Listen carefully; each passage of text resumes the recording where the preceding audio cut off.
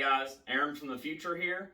If you want to skip this video, that's perfectly fine because most of it is talking about this swap and why I'm doing it and all that. So, and there's going to be a bunch of them. I'm not going to lie to you, this one's going to be a long project. I know I'm still working on the LS swap. Getting to that, this paycheck, I'm getting everything I need for it. Hopefully I don't forget this time. But no, that is still moving along. It will be coming up as soon as I can. But if you want to stick around, but you only want to see mechanical stuff, taking things apart, right here somewhere is going to be the timestamp for where that's taking place. So if you want, you can skip right to that. It's not really a whole lot, taking a couple of things off, looking at a couple of things. But mostly this is the prelude to all the upcomings. This one will take a couple of years, but that's okay.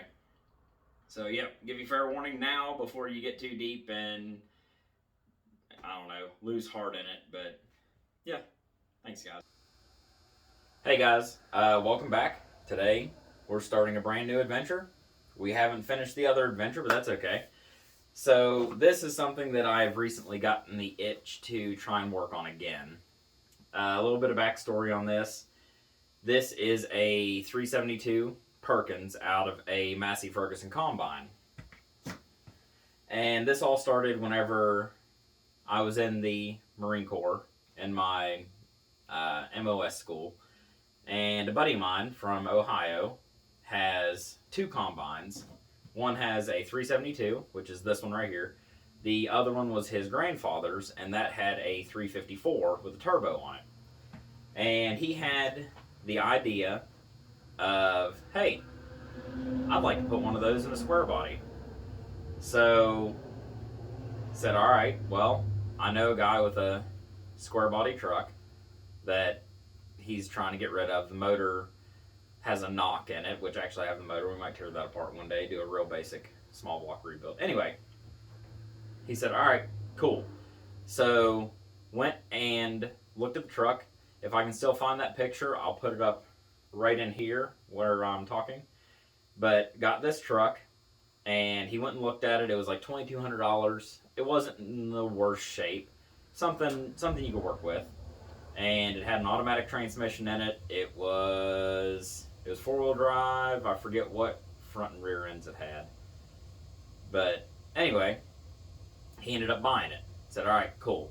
Fucking $2,200 right now. So he bought it off of him and sat for a while and sat for a while and sat for a while and sat for a while because we were doing our own thing. We were pretty well busy on our own. Well, after a while he came to me, he said, man, I was talking to my dad, and he said, listen, I like what you want to do with the truck. I like what you want to do with that engine, and I know why you want to do it because you're your grandfather's and all that.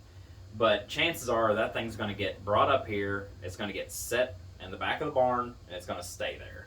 You ain't never going to do anything with it. And he thought about it and said, okay, to hell with it. So he was kind of losing heart in it, and I said, hey, I'll do that project for you. And a lot of the things that I am doing in this project, I run through him, like, hey dude, do you think this is a good idea? Or hey, what's your opinion on this? Because if I ever were to sell it, if I ever got hard up for money or just didn't want it anymore, he is the one that will buy it. And I'm not going to try and make money off of it or anything like that. I'm going to have so much in it, it ain't even funny. Why, thank you, heating system.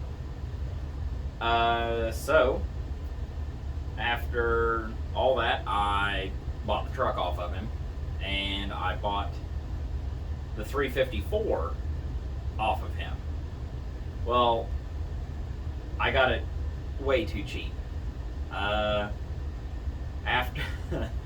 After a little bit, I gave him the money, and he was getting ready to go and load it up, because where the combines are, it's really tough to get in there because it gets muddy through the winter, and they're not going to run through their field whenever they're growing. So he finally got to where he could get to it. He went to go out and get to it, and his dad's like, well, I don't want to sell him the 354. Irritated me a little bit, but he's like, just take that 372 and sell it to him as long as he's still okay with that. And I said, yep, sure, whatever, it's cool. Pretty much the same motor. I can't remember if one's a dry sleeve and one's a wet sleeve. I think they're the same. I think it's the same block, or you can use them as the same block. And we'll get to that later. Anyway, he brought it down, and I started looking into it, and started looking at this, and started looking at that, and decided, you know what? Cool. I'm going to do the same thing. The other one I was going to compound, and it was going to be a real funny compound, because I'm not looking to get a whole lot of power out of this, but it was going to be their teeny tiny little turbo with an HX35 as the compound. Well, now that I have this, I'm only going to use the HX35. I'm still going to build the fuel pump. I'm going to have the injectors built a little bit. I'm going to try and see if Scheid Diesel can do that for me. And I'm going to try and get 250, maybe 300 horsepower if I'm getting frisky. I'll ask them. They said that'd be doable, but I'll talk to them again because it's been a little while. But I'm going to do a rebuild on this. I'm going to put the turbo on that side. I have an NV 4500 sitting back here. I have a 241 transfer case. All the running gears basically out of a 9812 valve. A welder buddy of mine is going to help with the axles because I'm going to do leaf spring suspension. I'm not going to mess around with trying to do coilovers on it. The coilover platforms on the axles, completely done. They're ruined. Oh, excuse me. But I'm going to probably run half-ton front suspension and airbags if I can. You know, anyway, that's way down the road. For right now, this is what we're working on. Today is more of an intro for what all's going on here. That's why it's not on the engine stand. That's why the LS is still on the engine stand. This paycheck, I'm probably going to get the gaskets and rings and all that for it, but this video will come out first. So this thing will get completely redone. The transmission probably won't get touched. It's in pretty good shape. It was in really good shape whenever it was pulled. Probably do a couple things to it. The biggest thing is going to be getting the axles adapted for a square body and getting a bell housing set up for this, because if we can't figure out a way for him to make me a bell housing, I'll have to buy one. It's like $1,200. Might have to end up going with that. Anyway, for right now, I have a lead on a exhaust manifold for this thing that will take a turbo. I'll show you what this looks like. I'll get this picked up and spun, because today I'm going to try and take the intake and exhaust off. I've had everything on this pretty well soaking in blaster.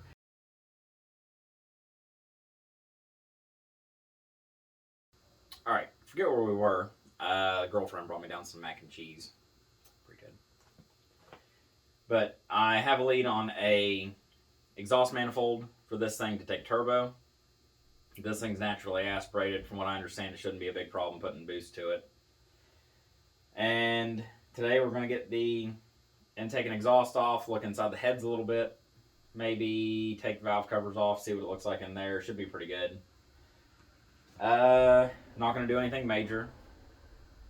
I can spin this by hand, and it does have compression, so that's a huge, huge, huge thing. So pretty happy about that. And yeah, I mean, it's overall in good shape. Anyway, the reason why they parked it. The rear main seal was leaking, and you can't get the back cover off of this very easy without basically pulling the engine. Well, whenever you go to pull the engine, it's a real son of a bitch. So the combine was basically wore out anyway. Whenever I got it, because they just cut the back shaft off, whenever I got it, I pulled the back cover off and I pulled the flywheel off, and the rear main seal just fell out and was laying against the flywheel. So I would say it was leaking pretty good. But I have this whole thing covered in PV blaster. I have a lot of the bolt tray to come off. We're just going to get after it and see what happens. Still got oil. Alrighty. Sorry for my head being cut out there for a bit. I couldn't see a damn thing. So, got this turned around.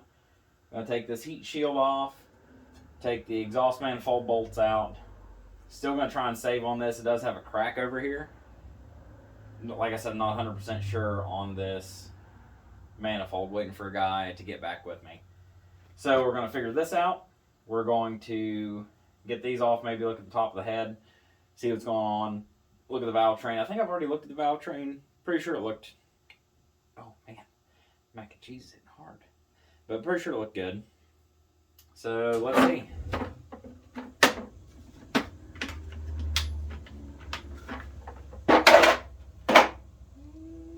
Said it was a 9/16, but it actually won't do half work. Oh boy. Alrighty, so I know these aren't metric.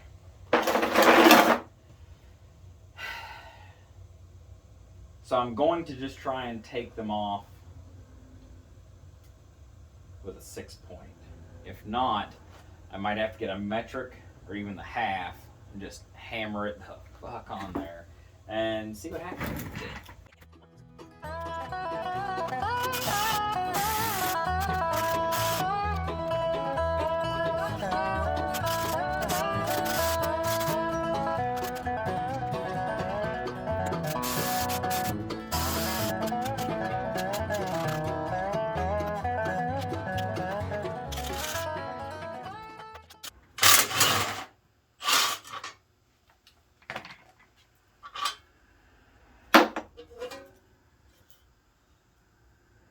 Good shape.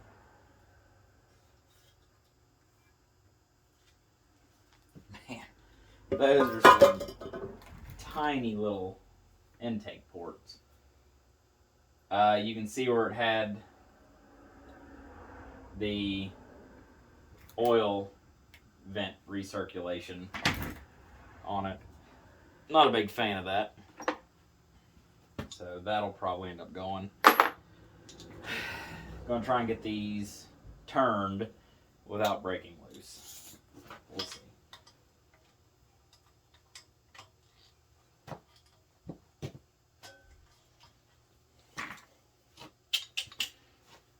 me see. I have it back here. Oh boy, what do I want to use for a hammer? This little guy over here.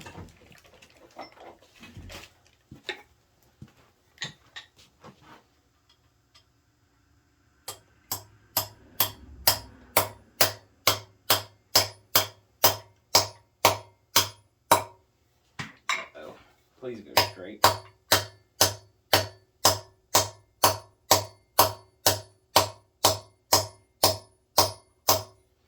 Remember, use the smallest hammer you have and gently tap it on. Oh, that's not very promising. Uh-oh.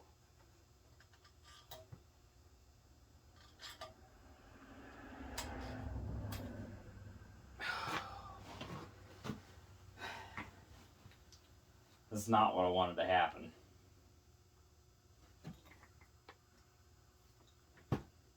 But that's it.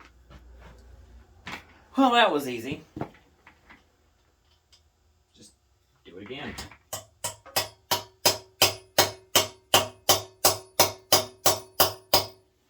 Okay, so that one broke the ratchet. I'm just going to say it's because I'm so tough. See if an impact does anything different.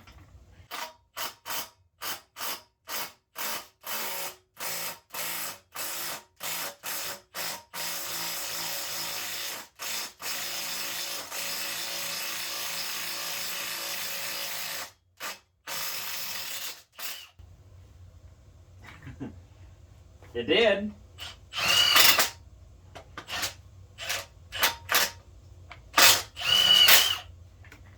So, I kind of already knew, but an impact won't break a bolt like that as easy. Because it hammers on it. which I know there's a lot of you that already like, I've known that since '73, which that's awesome, but not everybody does. I'm not exactly trying to teach people here, but you know, if you pick up a thing or two here and there, before you know it, you're a full-blown mechanic. You know? Let's get all brand new studs.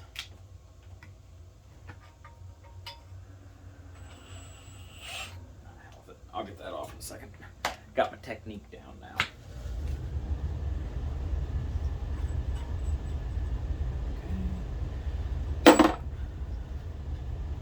I'm not too worried about labeling these because it's probably going to get all new hardware anyway. I'll label it here in a minute just to know what all I need where. But overall, I'm not using the same stuff because if I'm going to go through all the trouble of this thing, I'm not going to throw rusty hardware back on if I can avoid it.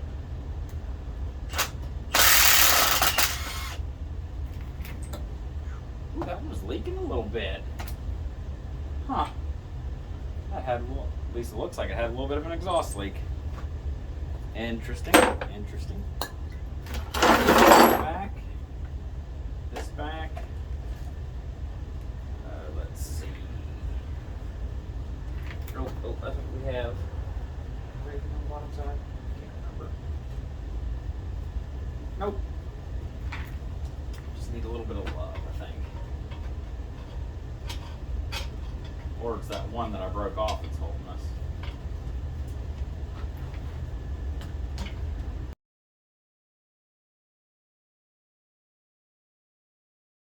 Alright, so got the bolts loose on the valve cover.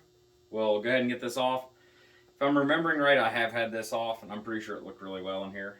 Because this was a running engine whenever it was pulled. I actually heard it run. I did take this off, dang it. The seal is back on it pretty good. Maybe I didn't. Be stuck.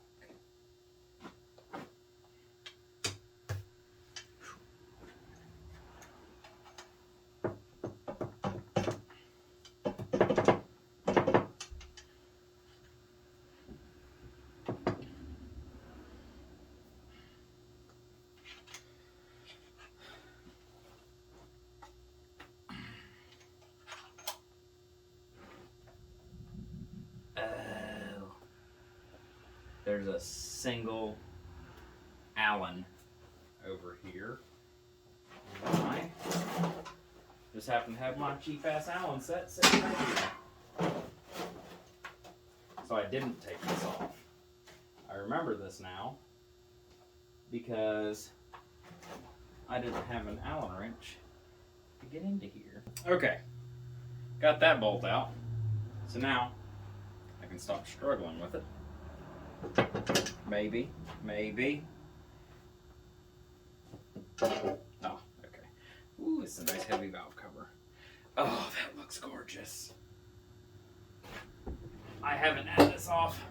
Seeing it, I know I haven't. It looks like the cat engines that I'm used to working on. Yeah, that's pretty nice. Okay. So, God, that's actually nicer than I thought it was going to be. So, we're actually in awesome shape, you know? I knew it was a good running engine before, and I have zero doubts that it will be a good running engine for quite a while. Man. So, yeah. All right, that is going to wrap it up for this here particular episode. I don't want to dig into it anymore until I get the service manual. I should have them at the house, or over, not the house, at my dad's house, over at the farm. So I'm going to try and look for them some more, see if I can find them. And as soon as I do, then I can start getting parts in. I'll try and get this out. I ain't gonna do a whole bunch of time on that. Probably just put a torch to it, some vice grips, and turn, son of a bitch. But yeah, that'll do it for today. Thank you for watching. Please like, share, and subscribe. It greatly helps boost my ego, and I would appreciate it. So yeah, you guys have a good one.